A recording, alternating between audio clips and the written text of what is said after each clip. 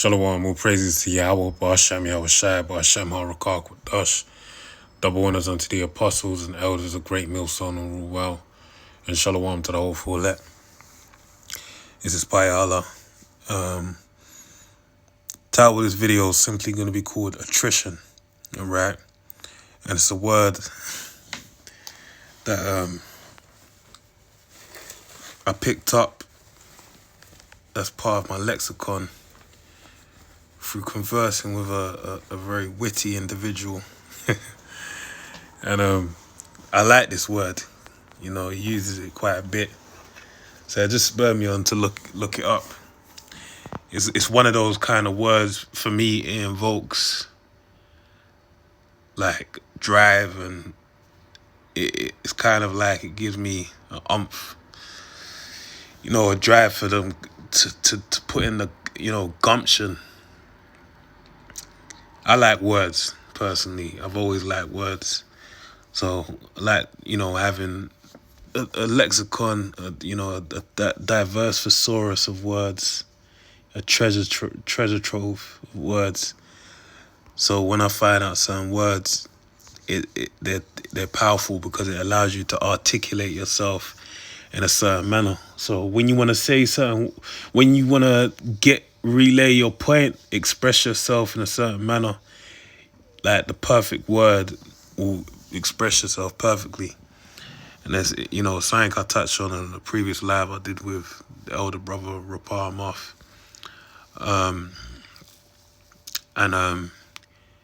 Yeah, let's just get into it. This is the word attrition. Attrition. All right.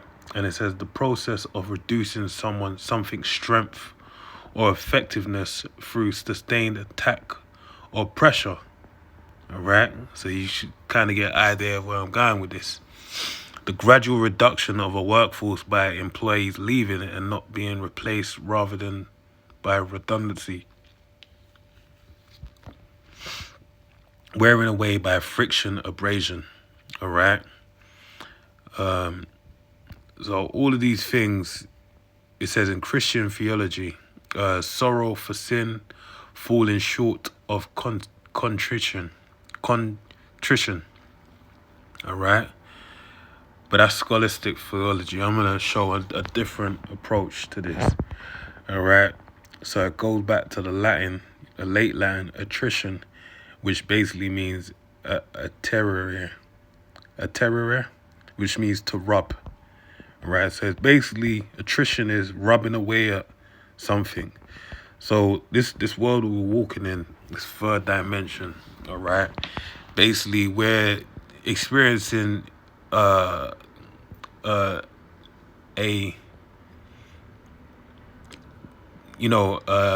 use, Satan, Salakia. It's a battle of your faith. I'm trying to word this correctly, Salakia. Bear with me one moment.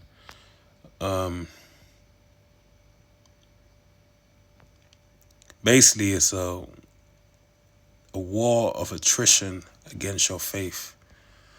I hope I've worded it correctly. But basically, Satan's utilizing attrition against your faith. And really, it's going to go one of two ways. Either you're going to keel over and die. You're going to bow out and say, I've had enough of this, and go back into the world. Or it's actually going to rub away a layer, all right, of wheat, of chaff, of fat, or, chip away at, the excess, and basically show forth, rub away all that excess and show forth, another layer that's closer to your fullness, all right? So it's a war of attrition. And this thing is all about attrition. It's all about enduring, all right? Which means to make hard. So, I got a couple scriptures. Lord, when I'm going to relay that point. So I'll start off with this one. This is 1 Peter 1 and 3. It says, blessed be the power of and Father of our Lord Yahushua Mashiach, which according to his abundant mercy hath begotten us again unto a lively hope by the resurrection of Yahushua Mashiach from the dead. All right. To an inheritance incorruptible and undefiled, and that fadeth not away, reserved in heaven for you. All right. This thing ain't going away. It's reserved unto the elect. All right. Who are kept by the power of the Most High Yahweh through faith unto salvation. So it's your faith, your hope in our Lord, is what is what is actually gonna keep us bound onto Him. All right, in that power unto salvation, ready to be revealed in the last time. All right, and that's when the seventh trump blow. All right, that's when it's gonna be revealed.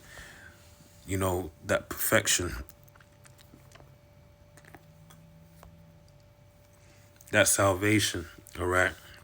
Verse 6, therein yet ye greatly rejoice, though now for a season, if need be, ye are in heaviness through manifold temptations.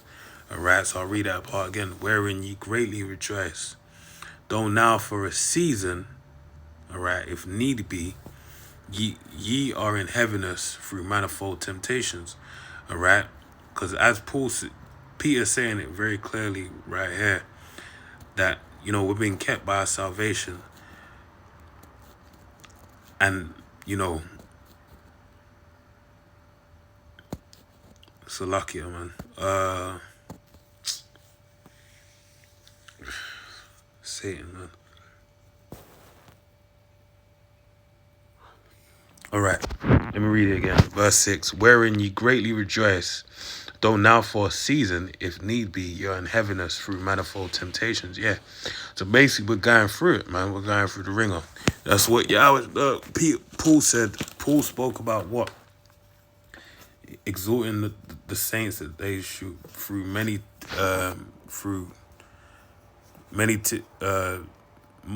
tribulations, they shall enter the kingdom of heaven. All right.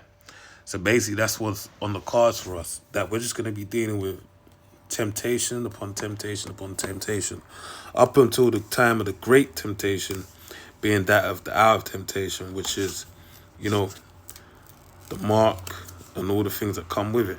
All right. Verse 7, that the trial of your faith, being more precious than of gold that perisheth, though it be tried by fire, may it be found unto praise and honor and glory at the appearing of Yahushua Mashiach. All right, so it's likened unto what? Our faith is likened unto the proving of gold, all right, unto its purity, going through the fire, all right?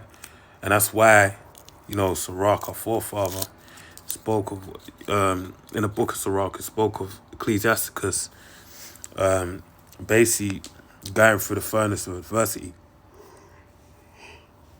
That's what's gonna make a man more pure than than a wedge of Ophir. All right. So I got this example of attrition. All right, whereby it worked onto a blessing. All right. I might actually need to read the other version because it actually says the point.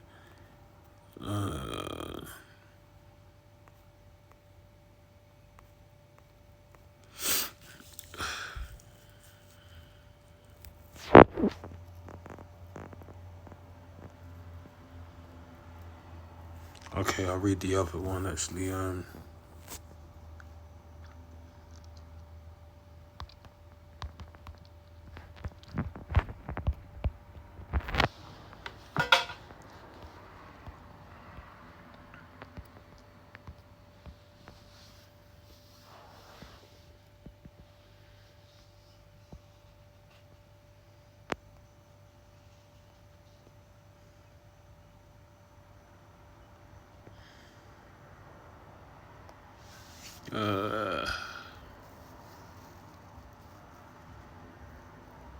That's it. Okay, I gotta read this one.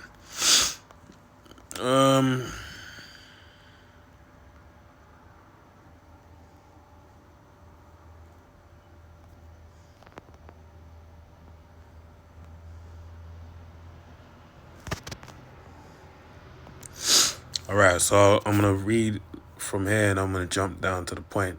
So this is Luke 22. Well, this is part of the point as well. Luke 22 and 31. And the Lord said, Simon, Simon, behold, Satan hath desired to have you, that he may sift you as wheat. But I have prayed for thee, that thy faith fail not. And when thou art converted, strengthen thy brethren. All right. Now, what happens? What action do you take when you sift wheat through a sieve? All right. When it gets back down to the, if it's powdered, if it's in a powdered form, I'd have to actually research the actual ancient form, because what's coming to my mind is sifting flour. Getting the lumps out of the sieve of flour. What you'd basically do is you would rub it at a certain point, because you have certain lumps, and that's at the final point, but you would vibrate it, shake it, all right?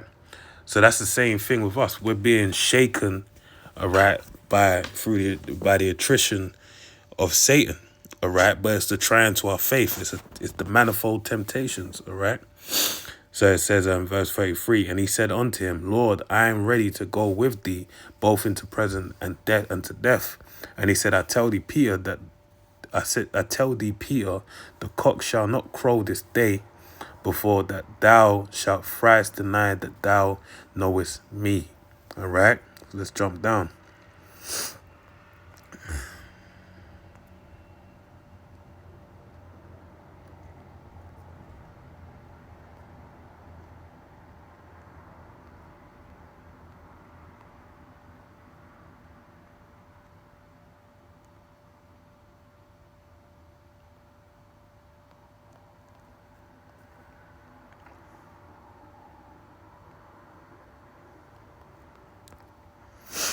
All right. So let's read this. This is from verse 54.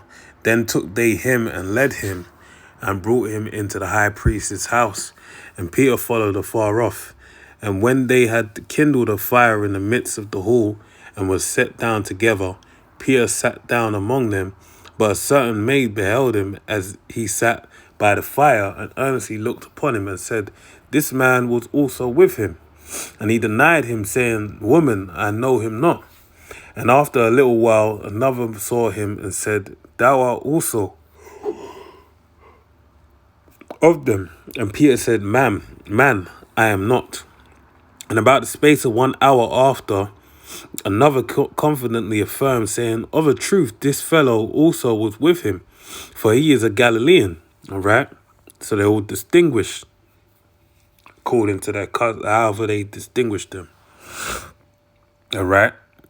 Verse 60, and Peter said, Man, I know not what thou sayest. And immediately, while he yet spake, the cock crew. And the Lord turned and looked upon Peter. And Peter remembered the word of the Lord, how he had said unto him, Before the cock crow, thou shalt deny me thrice. And Peter went out and wept bitterly. All right? Attrition. All right? Manifold temptations. So let me read this. And in that actual bout of attrition, Peter lost, all right, because it said it. The Lord, let me quickly go back there. Whoops. I believe it was Luke 22 I was in. Because the Lord said unto him that Satan desired to sift him. But what does it say in verse 32? It says, But I have prayed for thee that that thy faith fail not. And when thou art converted, strengthen thy brethren. All right. So at that point, Peter was at his lowest, all right, because he wept bitterly, all right, when the Lord looked upon him. But then what happened? Yahweh prayed for him so that he'd be strengthened after it. And then he began to do greater acts than that of what the Lord spoke of, all right. Let me read this to close out on the point and pull it all together. Whoops, wrong one. All right. So straight to the point is 2 Corinthians 3 and 18. So it reads, it says, but we all, I'll start from,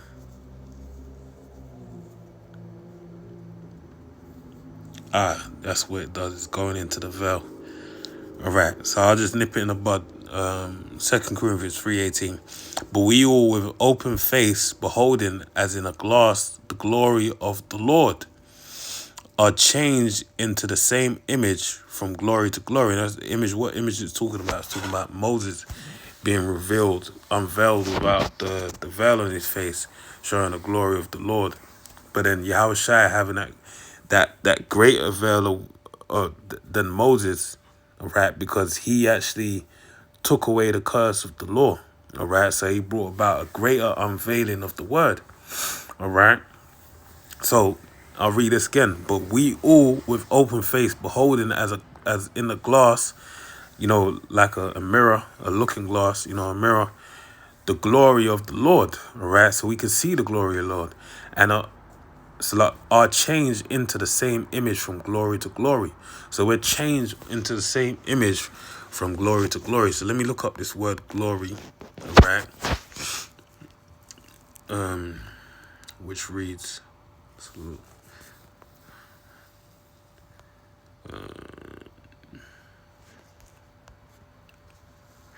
so it reads, the word there is Strong's G 1391, doxa, doxa, all right? Which means opinion, judgment, view, opinion, estimate, whether good or bad concerning someone. All right, and this is kind of the point. But let me jump to this. It's one of the roots. Strong's G 1380, dakeo, Okay. Dokeo, which basically means, it says, to be of the opinion or think, supposed, to seem, to be accounted, reputed. It seems to me, I think, judge, thus in question, it seems good to, please, I determine. Let me just check this, I didn't check.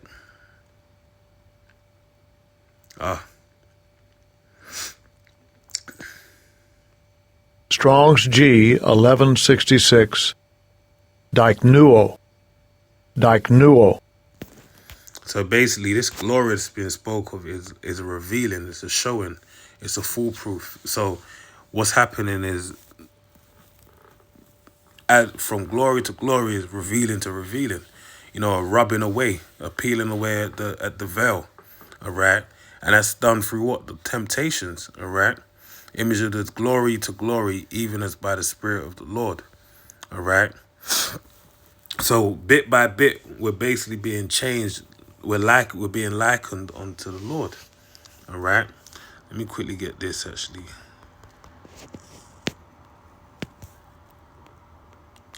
So when you look up the other versions, there was one I read earlier on.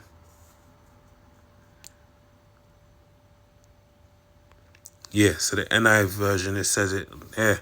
And we all who with unveiled faces contemplate the Lord's glory are being transformed into his image with ever increasing glory, which comes from the Lord who is the Spirit. All right.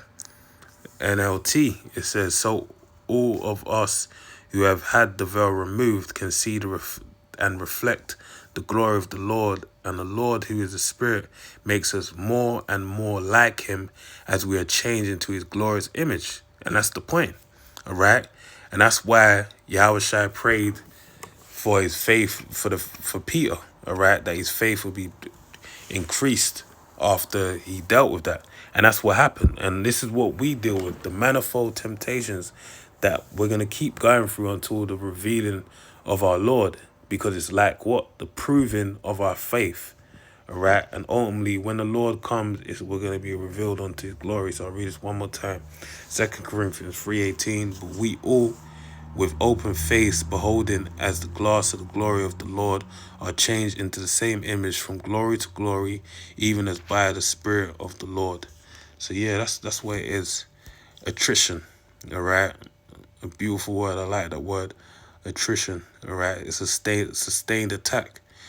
We're under attack out here by Satan, Right, goeth about as a roaring lion seeking whom we may destroy. So this is a battle with attrition. All right, so you have to have the wherewithal, keep your shit wired tight, and be mindful of everything that is Satan in the midst, trying to take you out of the faith, and he's gonna come in many manners. All right, but it's also a beautiful thing because it works unto our glory. So with that, I pray you're edified to the next one. Shalom, shalom.